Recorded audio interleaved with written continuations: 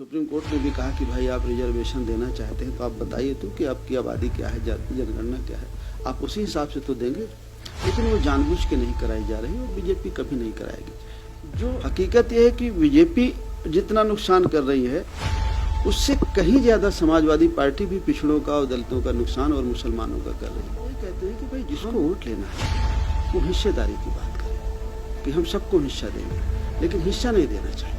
Vote तो लेना चाहते हैं लेकिन हिस्सा नहीं देना। ये जो कोविड-19 है तो ये सरकार से पूछ के आता है। सरकार जब कहती है कि आ जाओ तो आ जाता है, सरकार जब कहती है चले जाओ तो चला जाता है।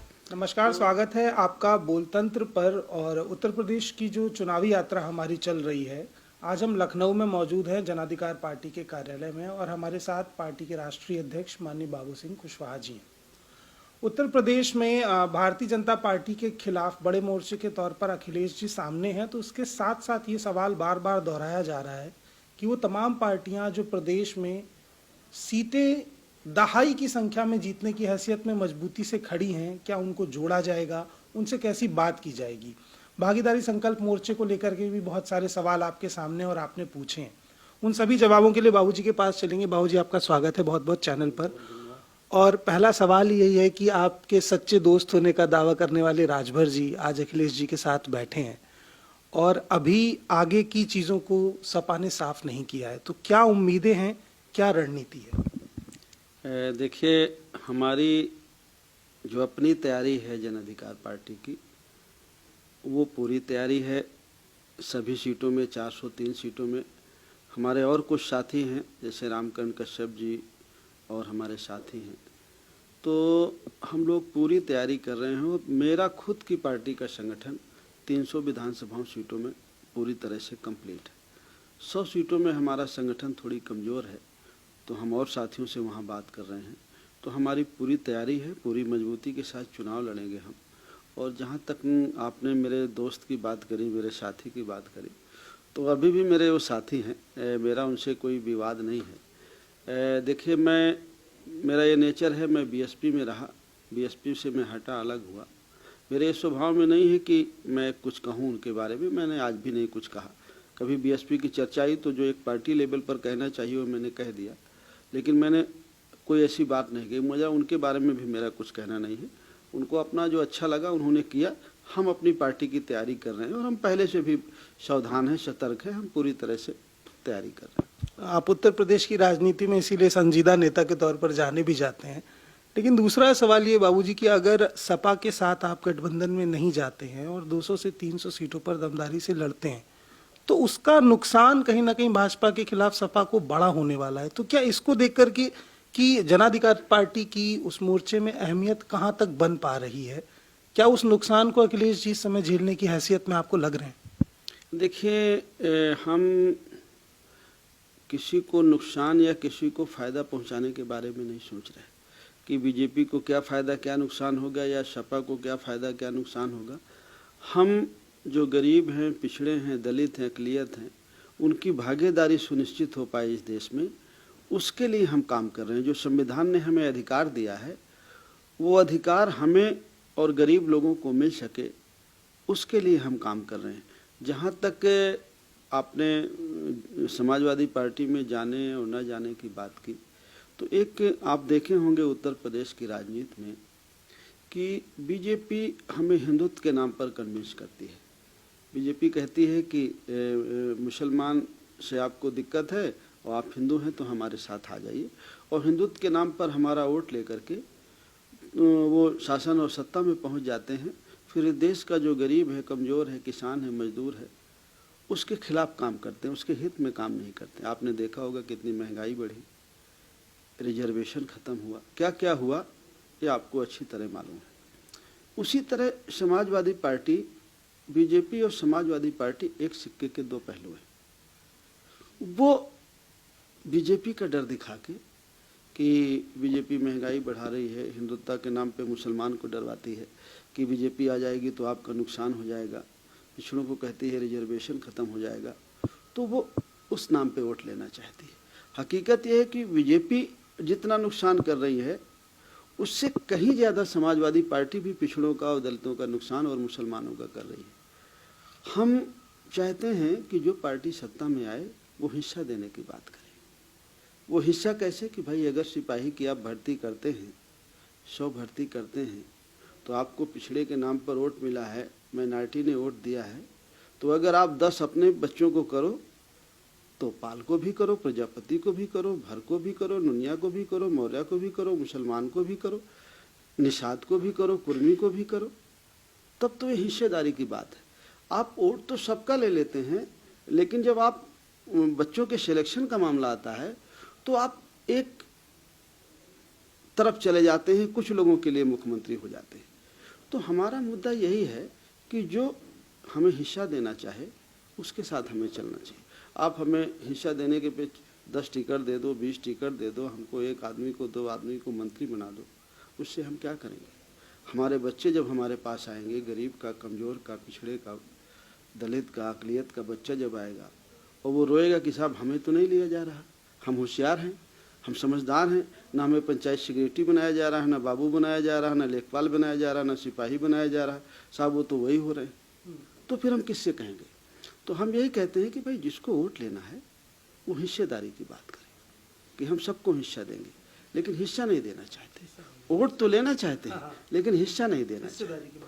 बाबूजी, जैसे आप भाजपा पूरी तरह से इस चुनाव को हिंदू मुस्लिम या राम मंदिर के मसले पर खींचने का पूरा प्रयास कर रही है, पिछली तैयारियां भी ऐसे दिखती हैं।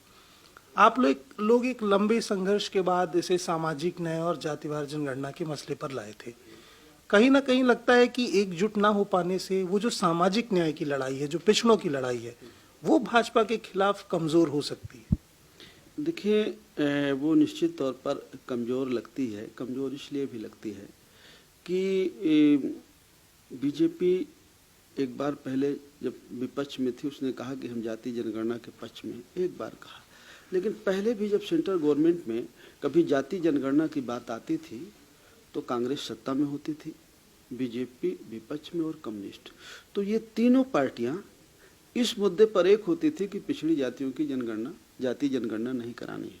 कम्युनिस्ट भी, बीजेपी भी और कांग्रेस भी। बीजेपी ने वोट लेने के लिए एक बार कह तो दिया, लेकिन वो कराएगी नहीं, ना बीजेपी कराएगी ना कांग्रेस कराएगी। अगर इस विचार का कोई आदमी हो कि हमें पिछड़ों को हक देना है, वही करा सकता है। अगर सुप्रीम कोर्ट ने भी कहा कि भाई आप रिजर्वेशन देना चाहते हैं तो आप बताइए तो कि आपकी आबादी क्या है, जाति जनगणना क्या है, आप उसी हिसाब से तो देंगे। लेकिन वो जानबूझ के नहीं कराई जा रही और बीजेपी कभी नहीं कराएगी। जो हम सारे लोग मांग करते हैं, हर पार्टी का, खास करके जो ओबीसी लीडरशिप है या दलित लीडरशिप है, वो सारे लोग कह रहे हैं कि जाति जनगणना होनी चाहिए। लेकिन हमें ये भी मालूम है कि बीजेपी की गवर्नमेंट कभी नहीं कराएगी। ये चुनाव का मौका है तो दबाव बने, अगर सब लोग मांग करें तो शायद हाँ कह दे, लेकिन होगा नहीं। हाँ, लेकिन अगर मैं ये भी जानता हूँ कि अगर बीजेपी को अब की बार वोट लेना है तो उसे जाति जनगणना की बात करनी पड़ेगी, उसे कराना पड़ेगा और उससे भी हिस्सेदारी की बात करनी पड़ेगी। इसके साथ साथ एक सवाल और कि मैं देख रहा था आपका जो कन्नौज वाला कार्यक्रम था, रोकने के सरकार द्वारा बहुत प्रयास किए जाते हैं। उसके इतर आप देखें कि भारतीय जनता पार्टी के उसी तरीके के समान कार्यक्रम सभी जगह पर आयोजित हो रही हैं।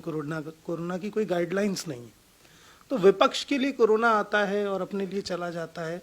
ऐसी बीमारी को कैसे डिफाइन कर रहे हैं? देखिए, ये ऐसी बीमारी है कि सरकार से पूछ कर आती है, और बीमारियां तो वैसे भी आ जाती थी, लेकिन ये जो कोविड-19 है तो ये सरकार से पूछ के आता है। सरकार जब कहती है कि आ जाओ तो आ जाता है, सरकार जब कहती है चले जाओ तो चला जाता है। तो हर जगह के कार्यक्रम जहाँ भी होते हैं बड़ी मुश्किल में परमिशन मिलती है, परमिशन मिलती नहीं है, मिलती हैं तो बहुत शर्तें लगा दी जाती हैं, और उन शर्तों में ज़रा सा उल्लंघन होता है तो पुलिस वाले या प्रज्ञा मजिस्ट्रेट वहाँ पहुँच जाते हैं। ये दिक्कत और परेशानी खड़ी की जाती है, और मैं समझता हूँ कि ये परेशानी, दिक्कतें पहले भी खड़ी होती थी, लेकिन अब कुछ ज़्यादा हो रही है। तो मैं आपके माध्यम से यही कहूँगा जो हमारे सरकार में बैठे लोग हैं या अधिकारी हैं कि भाई लोकतंत्र है, संविधान ने सबको अपने विचार रखने का अधिकार दिया है, तो होने दे, सबके कार्यक्रम होने दे। कोरोना अगर उनके लिए नहीं है तो हमारे लिए भी नहीं है। एक आखिरी सवाल और बाबूजी लेना चाहूँगा कि जो कोविड का दौर रहा 2 साल का, बड़ी बारीकी से देखा गया कि वो समाज जो आर्थिक तौर पर संपन्न नहीं था, ज़्यादातर हमारा समाज है जो अपनी लड़ाई लड़ रहा है, पिछड़ा समाज है। तो जहाँ अवसर की बराबरी आई, हमने बड़ी बारीकी से देखा कि अस्पतालों में उसके पास अवसर नहीं थे, ओपीडीज में उसके पास अवसर नहीं थे, दवाइयों में उसके पास अवसर नहीं थे। तो जब जनता ने बड़ी बारीकी से देखा कि एक वक्त जब मुश्किल आई तो पिछड़ों को कैसे छला गया, कैसे लाशें गंगा में बहीं, वो सब चीज़ें वापस क्यों नहीं सरकार के ऊपर लाई जा रही हैं, सवाल क्यों नहीं किए जा रहे? देखिए, सरकार का प्रबंधन कोविड-19 में तो अच्छा नहीं था। सरकार का प्रबंधन अच्छा नहीं था, या कहिए उत्तर प्रदेश में या देश लेवल पर एक आध स्टेट ऐसे थे जो थोड़ा बहुत ठीक था, बाकी अधिकांश स्टेटों में जो बीमारी से निपटने के लिए हमें इंतजाम करने चाहिए थे वो नहीं कर पाए। खास करके जब कोरोना पिछले जून में आ गया था, और पिछले जून में जब लॉकडाउन हुआ तो ये कह के लॉकडाउन हुआ कि हम सब तैयारी कर रहे हैं, हॉस्पिटल बना रहे हैं, बेड की व्यवस्था कर रहे हैं, सब चीज़ें कर रहे हैं। लेकिन जब दोबारा लॉकडाउन हुआ तो ये देखने के आया कि कोई इंतजाम हुआ ही नहीं था, कोई काम किया ही नहीं था सरकार ने। तो सरकार इसमें पूरी तरह असफल रही। लेकिन सरकार की ये सफलता है कि सरकार मुद्दे से ध्यान भटका देती है। न सरकार महंगाई पे चर्चा करती, न पेट्रोल डीजल पर चर्चा करती, न लाइन ऑर्डर पर चर्चा करती, न रोजगार पर चर्चा करती, न गिरती हुई अर्थव्यवस्था पर सरकार चर्चा करती।